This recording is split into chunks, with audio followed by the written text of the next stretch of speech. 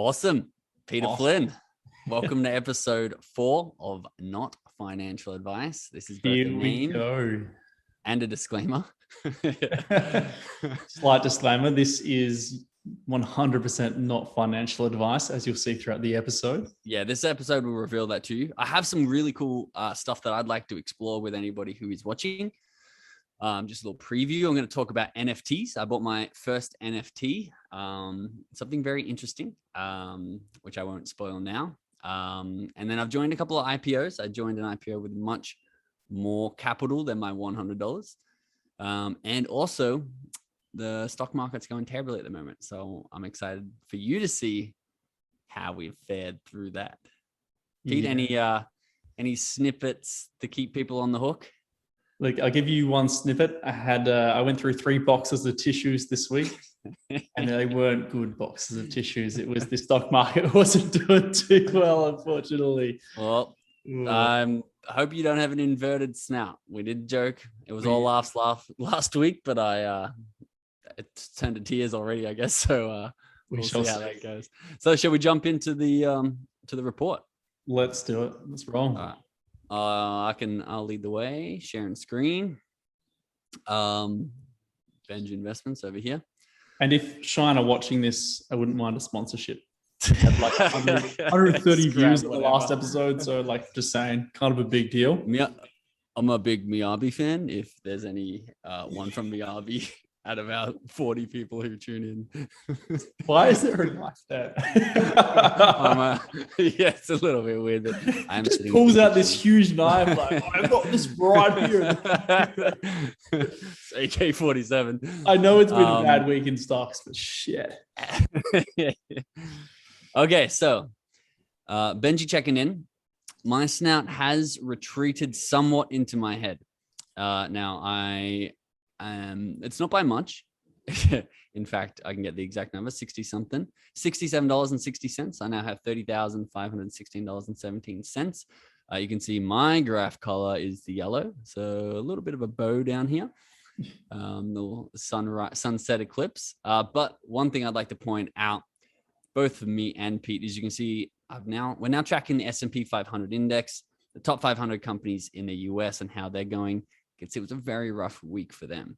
So if we're going to make excuses for smaller snouts, that's why mainly. Also, it's not financial advice. We don't really know what we're doing, but we're learning.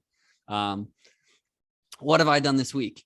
Well, first thing that was obvious is I went into Inspira IPO.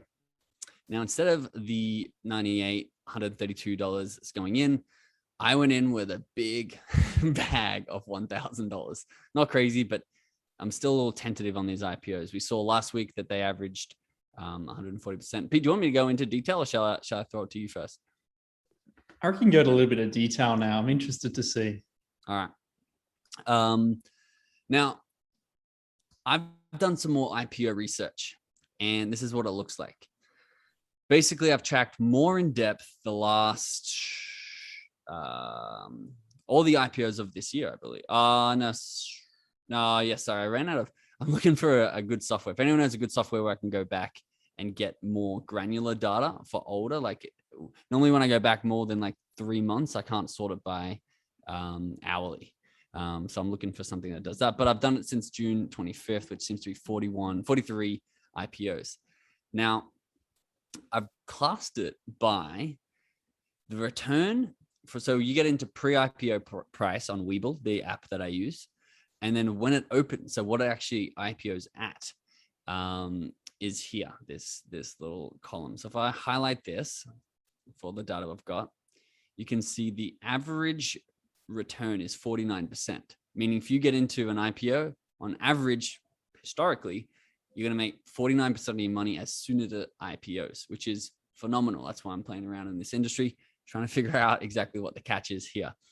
The minimum the most you're going to lose is 25% if you sell right as it opens historically in the last 42. And the maximum, you're going to 8.5 times your money, which is pretty fantastic.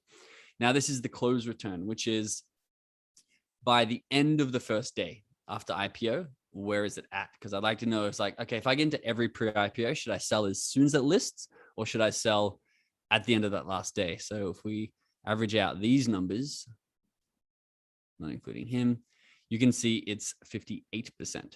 So it looks like on average, you want to sell at the end of the first day of IPOs for these last 43. And then this is the return to date, which is about 4 or 5 days ago. So maybe the 14th of July. This is what they were currently had returned if you'd held them for the duration. If you just never sold them, I guess. And you can see the average there is 32%. So on average, they go down after the first day. Now, that's really the gold that I got from this is I want to go into every IPO and I want to sell at the end of the first day. And so I did that within Spirit Technologies. Or I didn't actually do that, but I was intending to do that.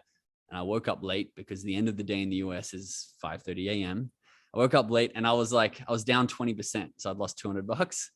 But what I actually noticed, and I don't have the data here, but they're not always, a very common thing, Pete, is a second day bump where literally, and the numbers aren't here, but it might be like up 14% on that first day. And then it'll go up like 200% that second day.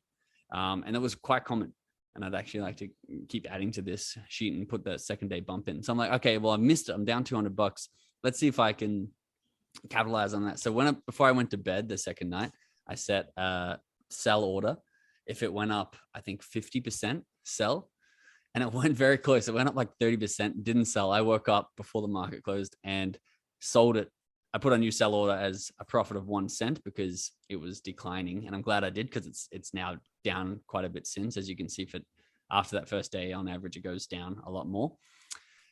So I basically broke even. I made $1.82 off my $1,000, but that was a miss, which was interesting because I was excited to come back here with a couple $1,000 in my pocket. And I did join Pixie Tankers as well. And that went down. You can see the nice thing about this is the downside on the first day is always very low. The most was 25%. On the average, it was like 5%. And that's what happened here. I went down $10 on Pixie Tankers and I'm still holding that. I'm going to get rid of it because it's just a loss and I have to face that. But I've now joined 2 other IPOs that are IPOing this week. Going to just continue to report back on this data and hopefully haven't missed that ridiculous run that averages like a 50% return. Next thing I invested in was Cardano. Why? Because the crypto market had a shocking week. Coin market cap up here. And if we can see, Cardano was down 10% this week. And it was down, it was sitting at $1.47, I think, early on this week. And then it got down to $1.23. I'm like, oh, I should probably get in. I know my friend Pete's got almost half of his money in crypto. And I'm like, if I can get in $1.23 and just hold that, I can make some good money. Got super cold feet. It went up to like $1.25. I'm like, I could cash it and make $100 just to like bump this total into the positive. Didn't. And it dropped down to $1.21. And I'm like, oh, if this thing just falls off a cliff, because it has been down to 90 cents in the last 3 months. If this thing falls off a cliff, and I got an inverted snout, like I can't handle that. So as soon as it bumped up to 123, I set an order. And honestly, it really does go up and down. One thing I almost like to try is just like buy at 121, sell at 127, because it seems to just absolutely, we can have a quick look at that bump between these numbers. I forgot last month, 120s here. So you can see it's literally just in that zone, and you could somewhat day trade off that. Not what I'm trying to get into, and it's not fantastic. And if it does all of a sudden just drop, you're pretty toast. But it could go up as well. But I guess you're going to sell at 127, so you are limiting upside. So not a strategy I'm going to try. But yeah, I just got out of that because I'm like, I don't want my snout to be inverted. The last thing, which I'll introduce, and then we'll go into it. NFTs. Now, I've been curious about the NFT world for a while. I did do about a month of education on it about a month and a half, 2 months ago. Yeah. And got very deep into it. And it honestly is a fascinating world. For those who don't know, it's basically NFTs is a token that you can store on a blockchain, such as Ethereum.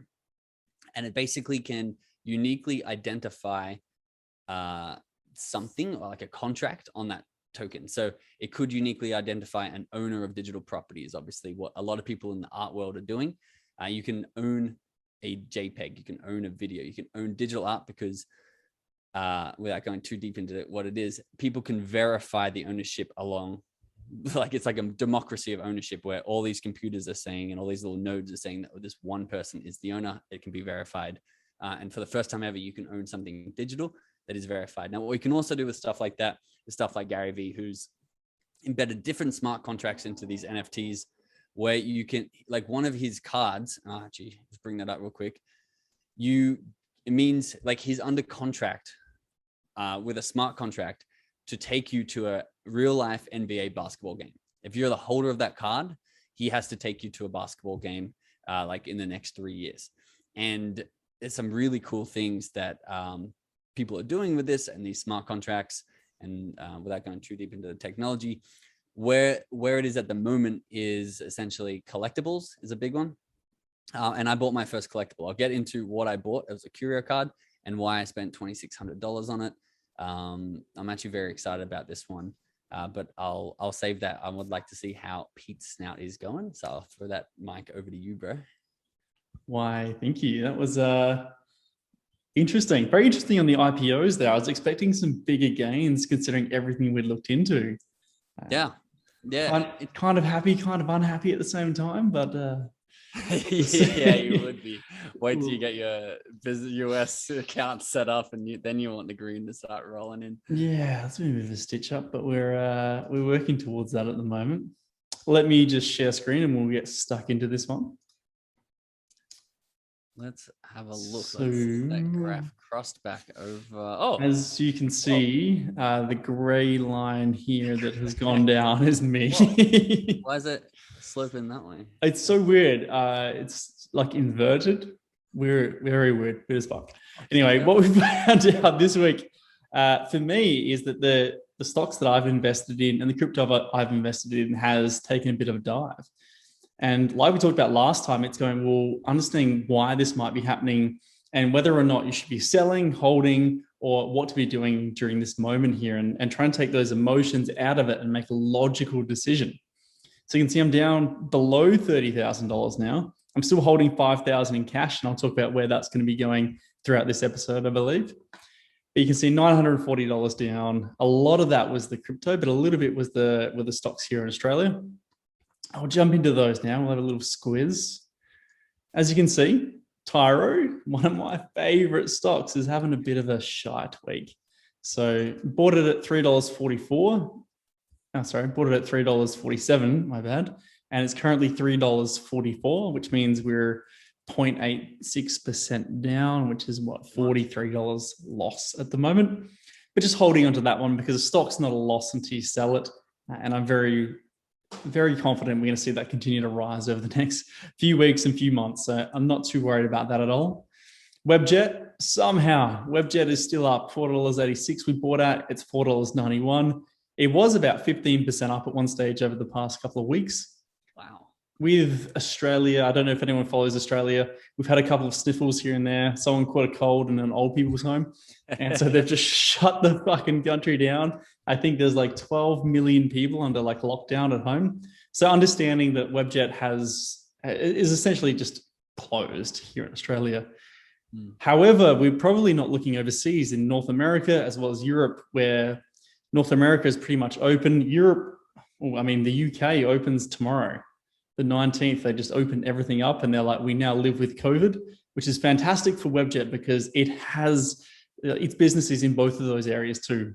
So ideally, we're going to see that one continue to move and grow as we increase here over the next few weeks. So I'm going to hold on to that one, and I'm pretty confident that we're going to see that one grow. Not financial advice. I've had some people go, should I buy Webjet when it's down? And I'm like, I can't tell you whether or not you should be buying Webjet, but I do have Webjet in my portfolio. Do you think I should buy Webjet? Oh, I mean, for you, Benji, I would say no. No, I don't. I don't think it's going to go well over the next few weeks, months, and poor investment. Don't buy it. I'll short it. Yeah, short it. Fantastic. So that's where we're at the moment. And the crypto, the little index fund I made, went from being about 16,800 for the initial $15,000 investment down to about 14,100-ish the last time I checked. But again, that's a buy and hold long term. And I'm looking at that going, and Dogecoin is the one that's killing me there. Can Dogecoin, people who buy Dogecoin, can you just buy some more and get that thing moving back up again? I thought this was the people's coin, and the people aren't buying it, and it's killing my gains at the moment.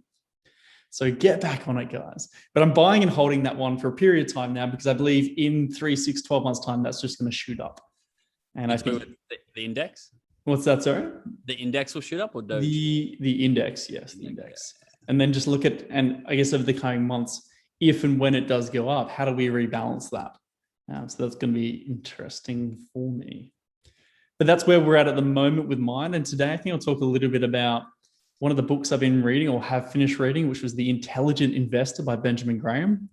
And it's 18 hours long on Audible, that's a solid book. Even on 1.5 speed, it took a while, and it's just a really hard book to stomach. So excited to share what I've learned, and hopefully it means that you don't have to read it yourself. Although if you are wanting to get into investing in single stocks, I'd say it's a must read. In fact, we were just saying before, if Warren Buffett didn't recommend it as like the #1 investing book to read, no one would read it, because it's bloody hard to listen to. It's like LeBron James recommending a basketball book, and the book just being like, wow, this is so hard to get through. But the only reason you'd read it is because the best person in the world at investing has recommended it.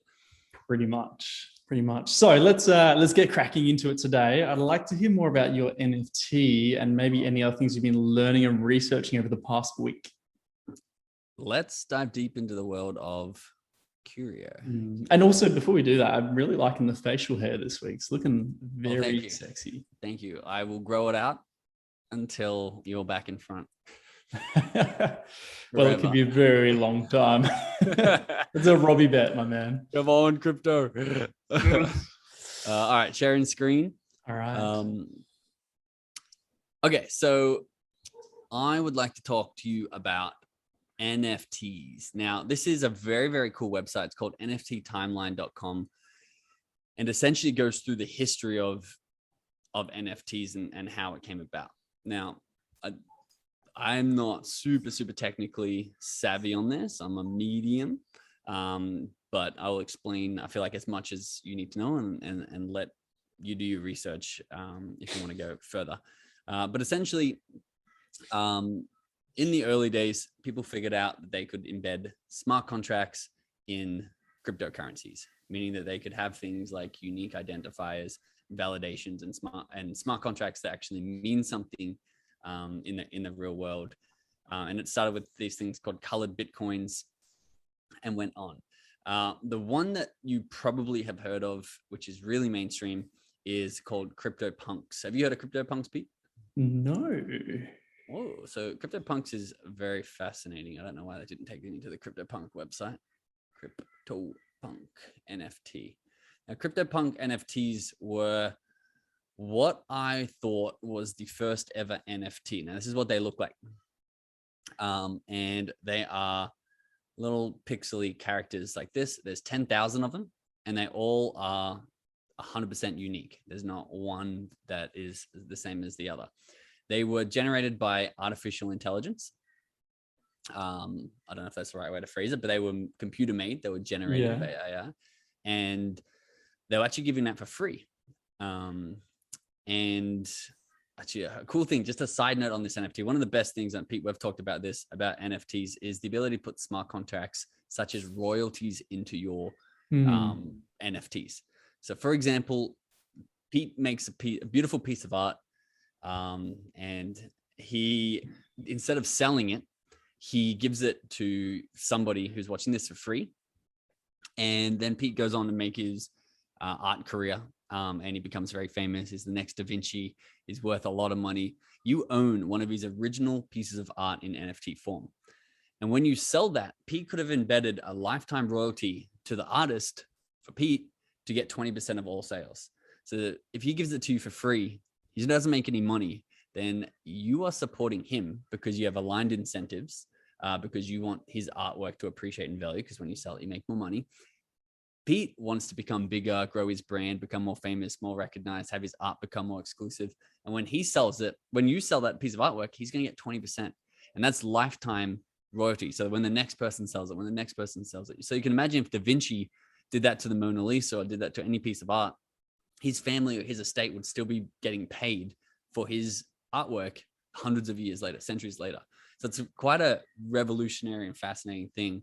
And in the entrepreneurship world, you can do something like tickets or courses where you have exclusive memberships. We talked about Warren Buffett, for example. If he had 100 NFTs and he could give them away because he's got royalties on when people sell them.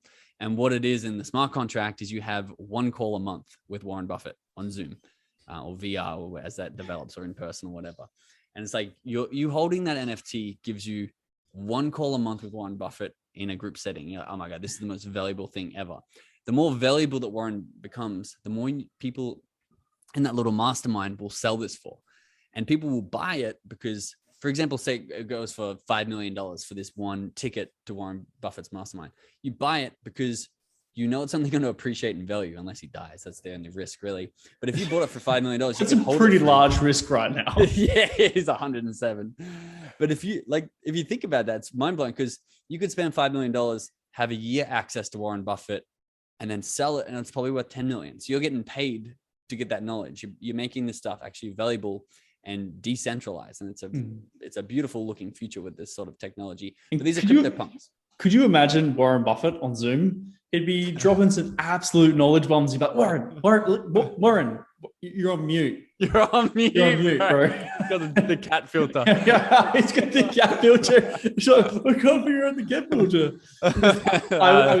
Do you remember during COVID when they had the whatever that inquiry was, where they had Apple, Google, etc. in front of Congress? Not Congress. Oh yeah. Was it Congress that interviewed them or like went through? Yeah, and they're like, Jeff, you're on mute, and he kept me on mute when he was trying to talk, and I'm like, I'm so glad it happens to like the richest man in the world. Like, surely he's got someone there that's pressing like mute, unmute for him, because there's a genuine piss take. It was so funny. I didn't see that, but that sounds hilarious. It was good. So CryptoPunks is what is called like the original NFT. These were made in 2017, and you can see this CryptoPunk right here is worth $7.57 million. That was the last sale of it. And then you're like, what the hell? This is a little rendering. Like, this is what it is. And someone bought this for $7.5 million. And what these are becoming, they're basically like a digital Rolex, where they're very much a status thing. And like the Warren Buffett membership, they appreciate in value. So, when people go and buy Rolexes, it's not a terrible spend on money because it depends on which one you buy. Because you could buy it and it could appreciate in value. It's not like buying a Lamborghini where you drive it off the lot and it loses 30% of its value. And so Jay-Z, like, for example, if you go to his Twitter, he bought Jay-Z Twitter. He bought a CryptoPunk, and his display picture, I hope it's still the CryptoPunk, is essentially his CryptoPunk. And because you can validate these things, you can say this is his CryptoPunk here. And it's literally becoming the digital Rolex. And the more people who buy them, the more people who are showcasing them, the more expensive they're getting. Christie's, the big auction house who sells all of Da Vinci's work, have literally auctioned these off at Christie's CryptoPunk auction. I believe a set of 3 went for like 15 million or 16.9 million. And these are literally just little pixels that were created by an AI. But why it's this that's so valuable, because there's so many NFTs, there's millions and millions of NFTs, and there's obviously going to be more. But why these are so collectible is because they were rumored to be the first ever NFT, or one of the first ever. There's 10,000 of them available, and they're all worth tens of thousands of dollars, if not millions of dollars. Now, I came across in Gary Vee's Discord group recently, he posted about curio cards. I'm like, I've never heard of a curio card before. And if I type in timeline of NFTs over here and go to images, like you normally see things like this. This is like a simplified timeline of an NFT. Yeah. My Wi-Fi seems to be the slowest thing ever. And you can see the first one on a Ethereum blockchain. It was Ethereum in 2015, but that wasn't essentially a collectible NFT. And they say, so this little icon here means on Ethereum, which is one of the biggest cryptocurrencies. It says CryptoPunks was the first ever minted on the Ethereum blockchain. But when you actually dig deeper, a lot of people have overlooked a thing called curio cards until very recently. Now, the price, can't say I was at the front line of this, but the way I need to draw this out because I've discovered a pattern in my life of basically I'm always in the middle of the first wave of like Jesus, I don't know what it is. What is happening? This used to be free. How do we go to this place?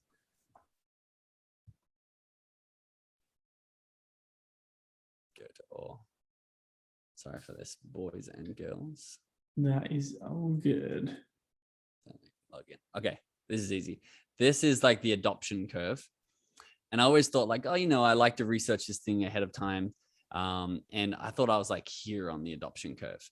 But for whatever reason, like even in 2017, when I was getting into crypto, it started going down. I'm like, how can I possibly be at the top of like the adoption curve of these technologies and these investments and all this stuff? I'm like, it doesn't make sense. I'm so like, I feel like I'm more knowledgeable than a lot of people at this technological stuff. But what I realized is the adoption curve is sort of like this. And I realized that I'm always at the top of the first wave of people, and that it always seems to go down after I get in, and then I sell about here, and then it just skyrockets. I'm like, I knew that was going to be a thing, but I didn't hold on long enough. So this is my theory of where I exist on the adoption curve in society. So I'm telling you, I wasn't first in this. I was the middle of the front of the pack, and essentially, if we go back all the way to the curio cards right here, the timeline, you can see that curio cards, CryptoPunks were minted on the Ethereum blockchain in June 2017. But if you look at May 2017, this is when the curio cards were actually minted. So these were, apart from the rare Pepes, which is a whole nother story, the first ever NFT minted to the Ethereum blockchain. And they've been so overlooked and not in these simple timelines, and they're only really just getting discovered, and their volume is through the roof. And this is what they look like. They're not as cool looking, I think, as the CryptoPunks. The CryptoPunks have like a little simple like digital sort of edge to them, because these were the first ever, and the guy didn't put any smart contracts, any royalties. The owner of this doesn't like get commissions when these things sell, where CryptoPunks, Lava Labs, who created a massive company now because they got the royalties. This guy was so early and didn't know what he was doing that he didn't put any royalties in. And he says there's a lot of people have donated to him. But you can see this one sold, I think these are asking prices, but you can see there's some of them, these sets that are selling for quite a bit. At the moment, this is 25 ETH.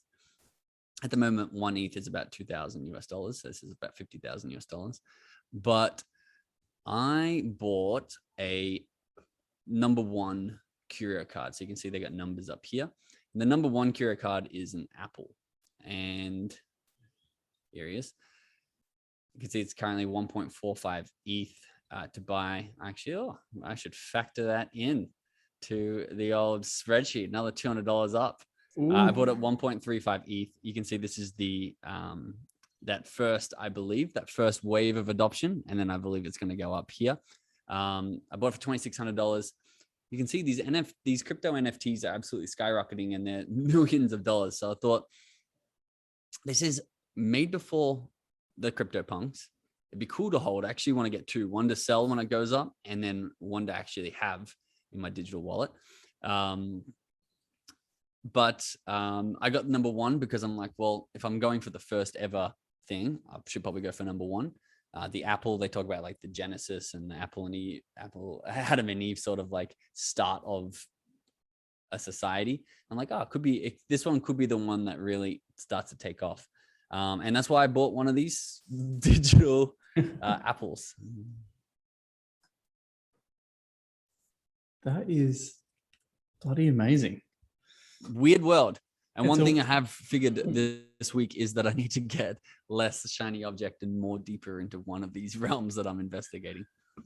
I was just processing that for a minute, going like, it seems absurd to me that that could be worth millions of dollars in a year or two. Like legitimately could be, because someone would pay that sort of money for that. Very rare, very small chance.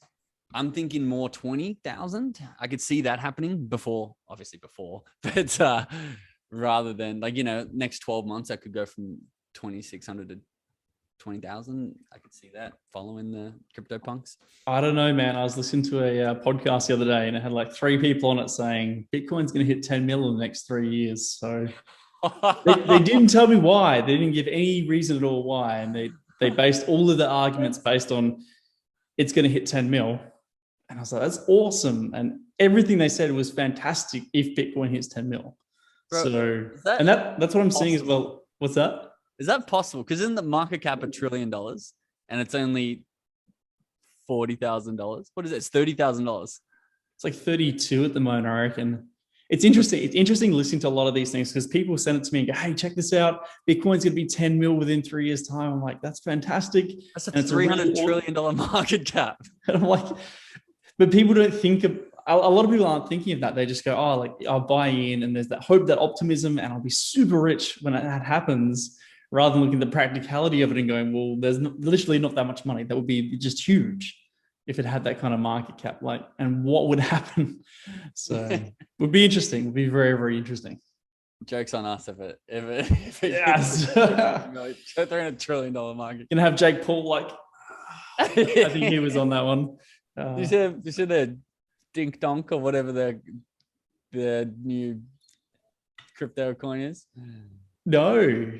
I don't know if it's called Dink Donk, but it's a Logan Paul cryptocurrency that is I cannot foresee going to turn out well. Yeah. The people's coin. I wouldn't be surprised if it does it right though. Like some of the shit that's come through, you look at that and go, well, flip a coin.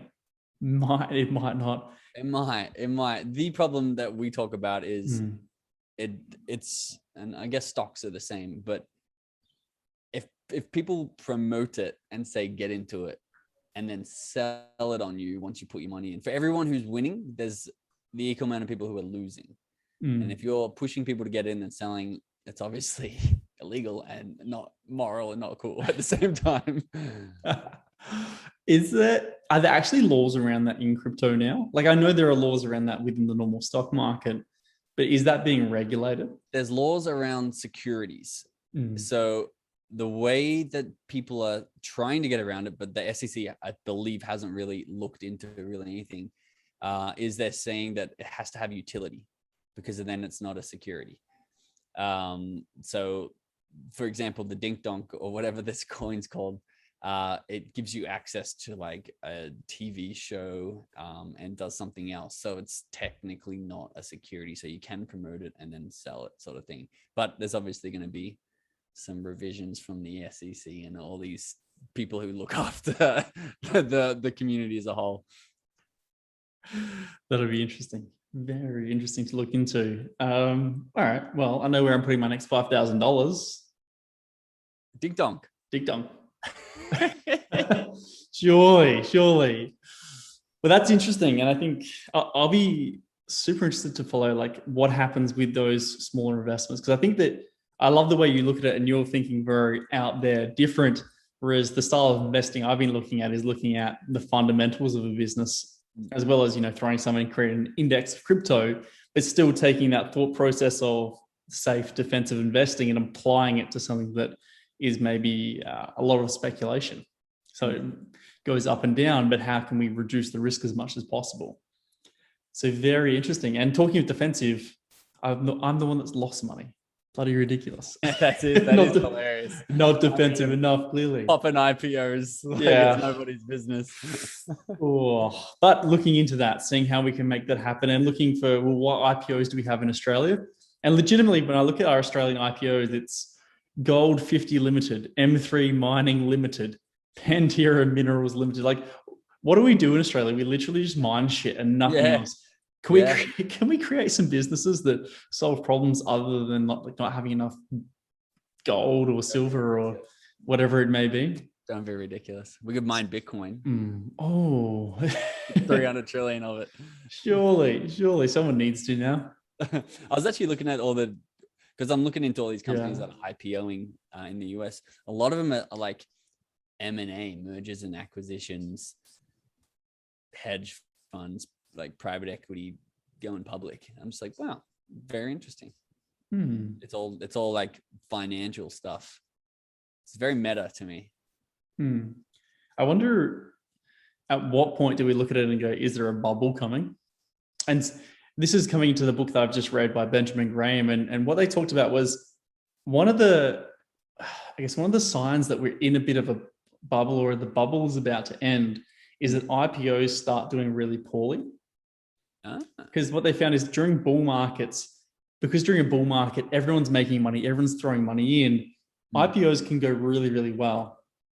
What they found towards the end of a bull market is people were starting to pull away from IPOs, pull away from things where they were riskier, and you were starting to see IPOs do worse and worse. And so maybe this could be something that we track as well with our IPO effect, is we're seeing huge returns at the moment, but if those start to peter out, does that mean that the stock market may be coming down a little bit in future? Because it shows sentiment, and they talk about investor sentiment.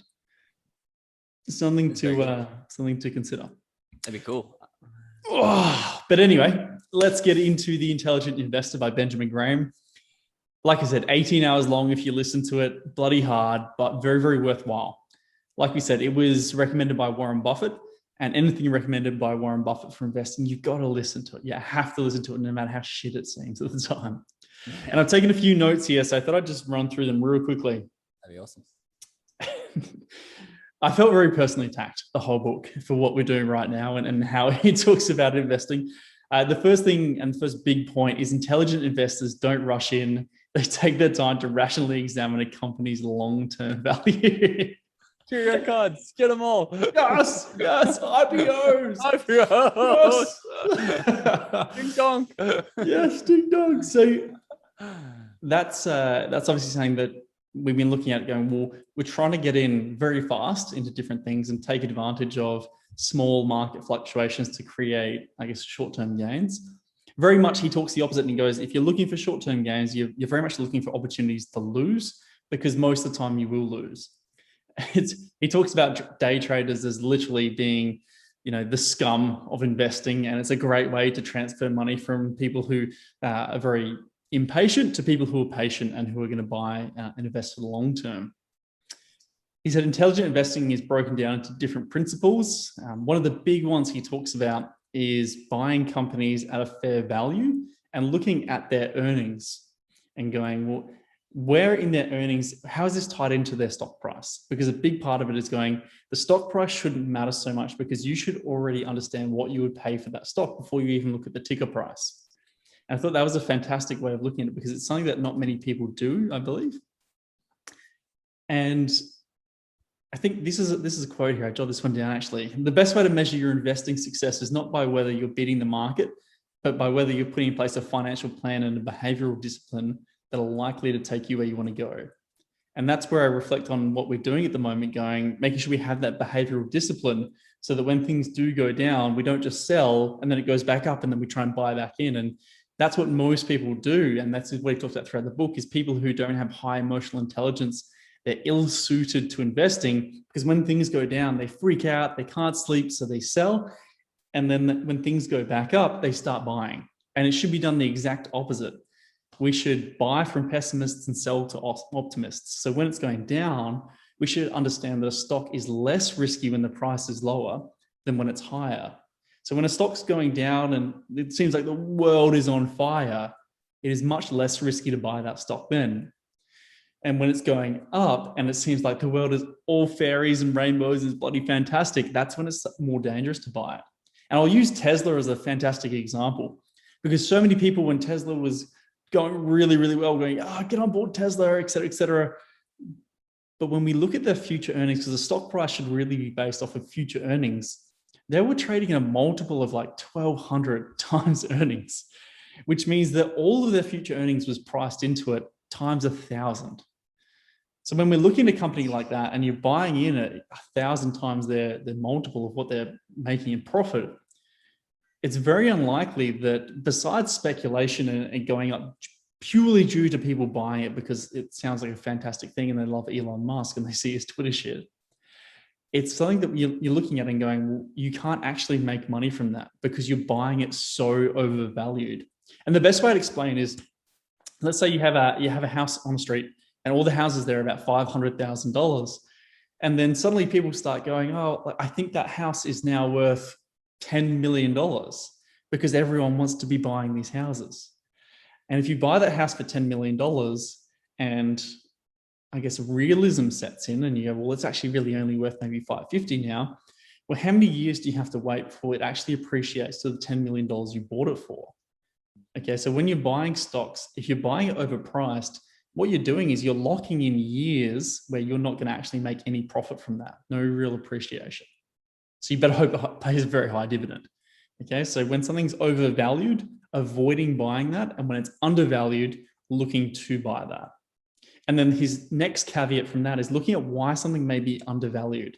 Now, it can be undervalued because of fear and because of bad press. And I'll use the example of Tyro earlier this year. Tyro dropped down to like $2.20 per share, I think it was, because someone shorted them. They put out some news reports about, I don't know, it's old technology and there's all these things wrong with it.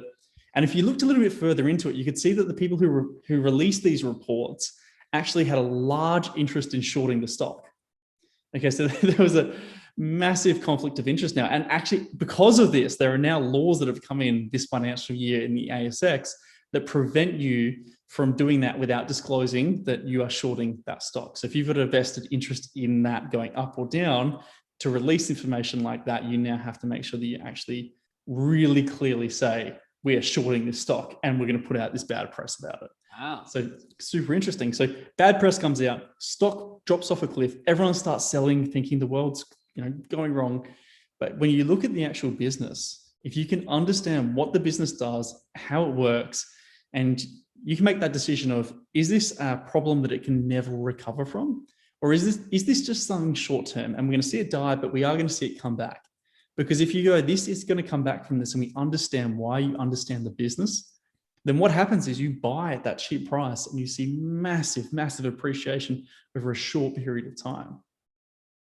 And Warren Buffett talks about American Express like that in one of his books too. What else do we have here? I had, don't trust the crowd or the market. The market is very volatile and so is the crowd. When you see everyone doing one thing, you should probably look the other way and go, what is everyone missing here? Okay, so if everyone's selling, should you be buying? If everyone's buying, should you be selling? Okay, something to consider. He talks very much about being a defensive investor and making sure that you do have part of your portfolio, different parts of your portfolio in different industries, so that when one industry goes up or one industry goes down, they're not linked too much. So let's say when COVID hit, if you had some tech stocks and you had some maybe, what would have got hit real hard, like property stocks or retail stores. So you just, or even airlines actually, you would have seen these drop off a cliff, technology increase, which then gives you the opportunity to rebalance. And let's say you were to sell those tech stocks by real low into those property stocks or those retail stocks, because you go, yes, they are going to come back.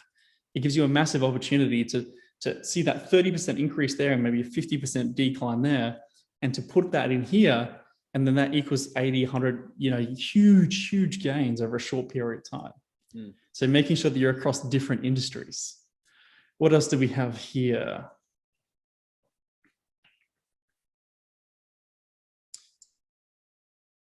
The rest of my notes here were really just about emotions and about controlling your emotions, and even things like putting in rules. So if you're going to sell something, give yourself a 24 or 48 hour rule. So you can't sell because of emotion. You might feel emotional, you might want to sell something, or you might feel emotional and really want to buy something.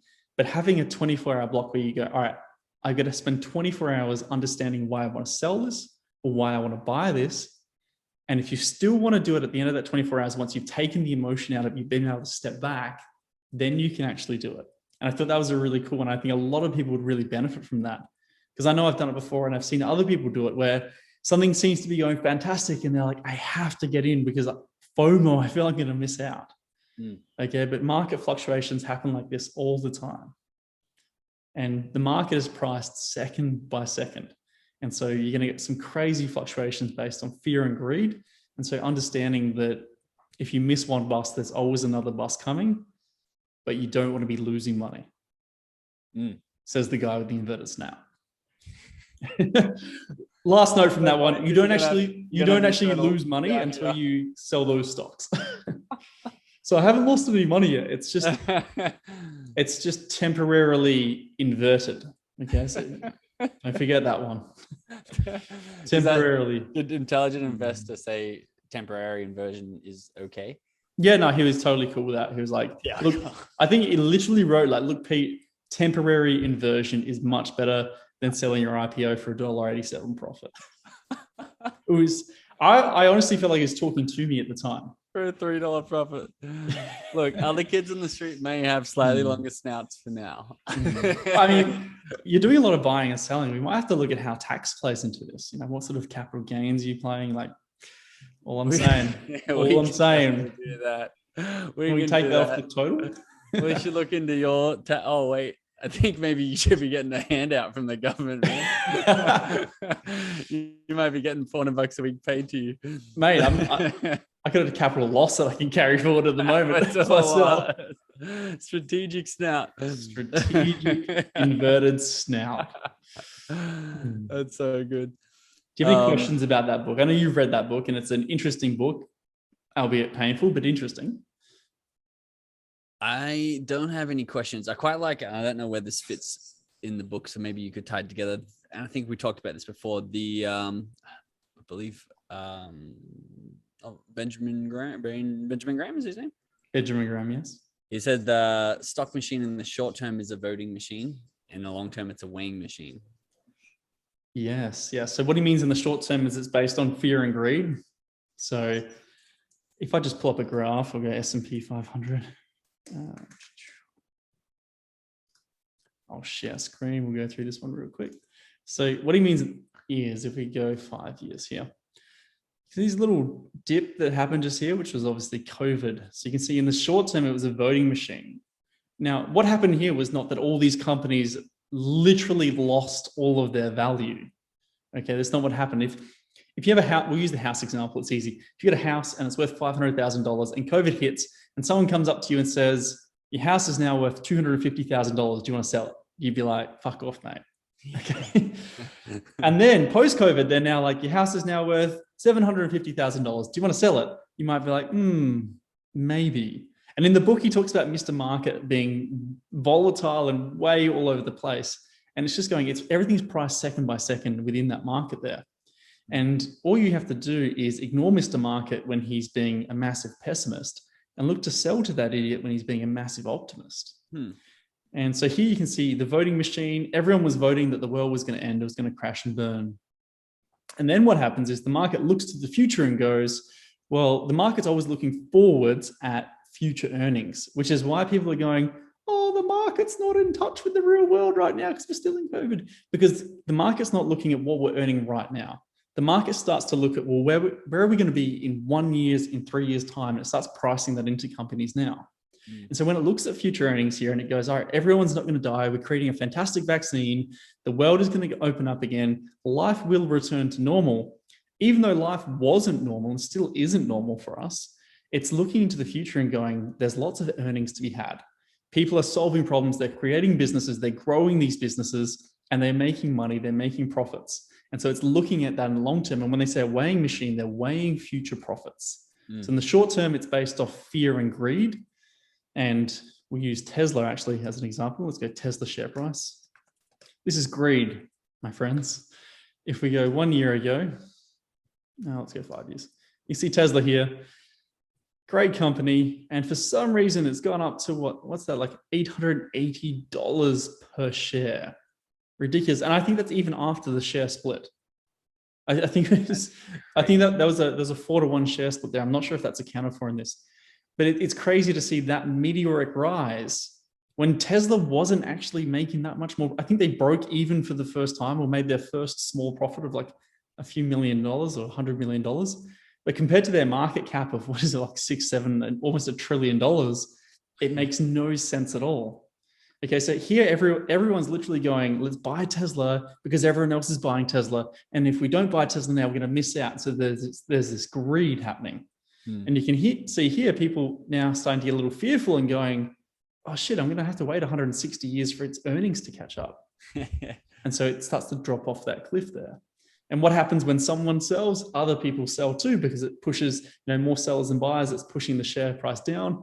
And then when more people see the share price going down, if they're not understanding the business and they didn't buy the business for the actual dividend and for the business operations behind the scenes, now they're looking at the share price going down, and because they bought purely on a share price, they're seeing fear. And they see their little ticker go into the red and they go, shit, I've got to cut my losses, sell, sell, sell, sell, sell. And this is where someone who maybe look at it and they might say it's $644. Maybe when it gets down to $200, it's a buy. And they're sitting there waiting for these people to get down to that price. And they know at this price, I'll buy it. At anything below it, I'll buy it. And so they'll just keep buying and buying and buying when it's at the level that they feel that the company's actually worth. There we go. Very cool. I appreciate you saving us all 18 hours. Or you can get Blinkist and watch, I think 16 minutes it is on Blinkist. Blinkist.com/short snout Pete. Short snout Pete, my little affiliate link there. Oh, that's awesome. Bro, one thing actually I remembered is there's a YouTube channel called, his name's Benjamin. It's not me, unfortunately. This dude is very, very intelligent with investing. And he had a video talking about options trading. And it was very helpful. Then I went to another one and he talked about options trading, which we've talked about before, which is how to get more leverage on your money. Is you buy the contract or the right to buy someone's stock at a future date, or the right to sell it. And he was talking about, like you're saying, get greedy when others are fearful, and fearful when others are greedy. You can buy options on something like that tracks an index fund. So essentially an index fund. And it's like you can buy 2-year options on an index fund, which historically over 2 years, I think they went up like 70% of the time over 2 years. So something that's very much in your favor. And because you have options, it's got higher leverage. So it means that you can actually make a lot more money. So already I'm like, oh, if you buy options, even on like Apple, because I bought stock of Apple. If I bought options of Apple that expired in like a year's time, they're not almost guaranteed, but there's 80% likely that they're going to be going up in that 2 years. And I could make a lot of leverage on my money. But he's like, you can go one step further and then you can actually sell options against your options. And he's like people on Wall Street bets, they buy like very short-term options of people like shorting the stock or people going long on the stock or something. And he's like, if you buy those options, you can actually sell options on your options. And if I'm getting the words wrong here, it's just the theory that I'm trying to dig deep into over the next couple of months. And you can hedge your bet, because there's people who are so-called like idiots out there who are going to buy these stupid, crazy bets because they want to 10x their money.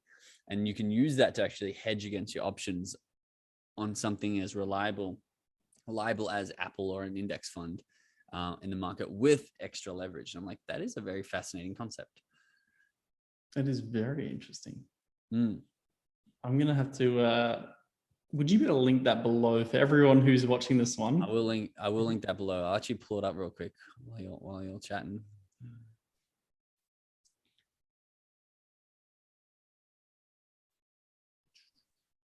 Have you started any options trading just yet? I haven't. I got to get into it. Investing. And can you do that through Webull, or is it a different platform? Do it through Webull. I had to apply for it. Remember, I had to say that I was. Yes, very risky. I was a very risky boy. My risk tolerance is high, which obviously it is. So this is his channel here, and it's got some really cool videos. The power of option trading stuff. We sort by most popular. Yeah, $2.50 a week with the poor man's account. And he basically he goes through what he goes through the theory of and he does it well. Like, it's animated, it's got great sound effects and stuff. So good. But this is the video here if you want to watch it. And he just talks about like and he's funny. He's like, go lose all your money using this strategy, which obviously it's not a sure thing, but it's way more educated than just picking random stocks without leverage. So a potential way for me to look into in the future, I think. But even just understanding that stuff, like I watched that video and I'm like, I've watched that one video like 3 times and trying to just like absorb it, and it's still not going in yet. I'm like, okay, just maybe 5 or 6 more times when I watch that, I'm gonna fully understand and grasp what's going on. I feel like the more we learn about finance, the more we're doing this, the more I'm going, well, the more we don't know, and the more different options, pun intended, that there are for us to be able to invest and make more money. I think that's the beauty of this journey so far, is going, well, you learn this, you get good at this, and then, well, what else can you do? And well, do you even need to do anything else? Do you just get so good at one thing and just go so hard down that and don't diversify? Warren Buffett and both Buffett and Graham talk about diversifying is basically for people that don't know what they're doing. And they're saying that if you really understand a market or understand a niche within the finance market, to just go real hard at that, because when you have that understanding, you have a massive advantage. See, I see that, because it's like one of the things we both want to focus on was e-commerce or commerce. And it's like, dude, if we put 30K into a brand, we're not going to be hovering around the 30K mark for very long. We're almost up to a month of trading. I'm like, by a month we could have had our product in and starting to sell by now. And it's like, that's what I know. It's what it's good at. I can flip. Like, you go from 30K to let's be reasonable, 150 in 10 months to 12 months. Like, it's not unreasonable. But having said that, this is like extracurricular activity for me, and I'm learning a lot. I'm motivated to learn this stuff and understand. I think it makes me more smart. Makes me more smart. More smarter at the end of the day. So much more smarter. We get smart in like what I understand about businesses and economics, and even the stuff that I'm good at, I'm getting better at, because I'm understanding what other people are doing in their niches, and like horizontally, laterally, like applying that logic to mine. Yeah, definitely. And that's where my next $5,000 is going. Me and my boy Matty, we're starting a company together. Whoa! In Wyoming, and we're going to be selling. I can't say what we're selling just yet, because I know you. I don't want to say. Just hope. What are you selling? When do we get the? What is he selling? Once we start releasing it, we're just not going to be fatiguing anymore. We're going to be all over it. Super keen. Looking at maybe some things around posture too. Oh, that's good. That's good. As a doctor, that's probably a good niche. And hopefully this gets us to that 1 mil mark a little bit quicker. 1 mil. 1 mil. The big jump from 29,000. Well, I mean, we're only putting 5,000. What I figure is we can lose the $25,000 we've invested here, but I still got that $5,000 to invest in a business. So we got this. Yeah, it's very true. It's very true. I'm actually this week we're going to talk about Olympic stocks and trades, but we're obviously we'll have to push that. We'll go through some research tools, some softwares, some trends, how to reverse engineer that next week. And I'm looking with I don't know if you know a guy, his name's Robert from Ninja Warrior. Oh yes, Robert. I'm looking at potentially drop shipping some fresh Olympics products. But more on that to come. My man, love it. I'm very keen to see what you're drop shipping there. I imagine it's gonna be something skateboarding related. Somewhat. Something skateboarding related. Skateboard, yeah. Look, that does look like a good one. Seeing how it's like the first time it's ever in the Olympics. Surfing as well.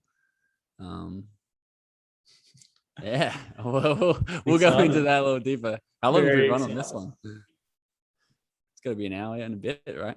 Yes. Well, we might wrap this one up. We'll save that for next week. What are you focusing on this week? So this week for me is going to be looking a little bit more into the Amazon stuff. So I've got the crypto investment, which I'm going to leave there at the moment. Webjet and Tyro, nothing's going to happen there too fast. And starting to really focus and narrow down on, all right, well, learning the skills of the Amazon, creating the company, I think is on the cards this week with Matt, having that all sorted and starting to go into product development now. So we're getting excited. You're moving. And what about yourself? What are you focusing on this week? Moving, bro. I didn't know that you were so far down the road on that one. What am I focusing on this week? Might pick up another curio card. I don't know if I'll do it within this investing challenge or if I'll just do it from my personal wallet. I need to focus on one thing. I reckon I'll join you. We'll do an e-commerce week. Well, I'll put together a brand and put maybe a couple $1,000s towards it. I'll start with drop shipping to try and prove a concept before we invest a heavier amount. Yeah, I'll go down the e-commerce route with you. And so next week we'll be able to do maybe some software sharing and some tools for that. Very keen, my man. Very keen. Well, good luck to you out there this week, bro. I hope you can get back to the starting line. Let's get back to 30,000. Otherwise, I know I'm going to have a little inverted snout or maybe a long snout. I'm not sure how that's going to work next week with these snap filters. Yeah, we got some surprises coming for the people. We got some good shit coming. Shout out to everybody who is following along. Make sure you do like this video, subscribe. Let us know your feedback as well. We are learning as we go, so open to all suggestions. Amazing. And we will see you next week, my friends. See you, friends.